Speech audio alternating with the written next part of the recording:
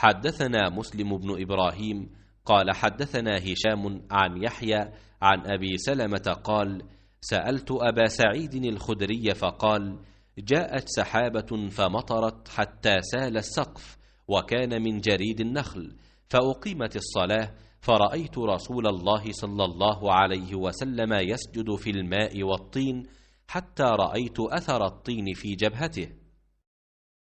अबू सलमा बिन Abdurrahman ने कहा कि मैंने अबू सईद खदरी रदियल्लाहु ताला अन्हु से शब क़द्र को पूछा। आपने फरमाया कि बादल का एक टुकड़ा आया और बरसा, यहाँ तक कि मस्जिद की छत टपकने लगी जो खजूर की शाखों से बनाई गई थी। फिर नमाज के लिए तकबीर हुई। मैंने देखा कि नबी करीम सल्लल्लाहु अलैहि वसल्लम कीचड़ और पानी में सजदा कर रहे थे। कीचड़ का निशान आपकी पेशानी पर भी मैंने देखा। सही बुखारी हदीस नंबर 669।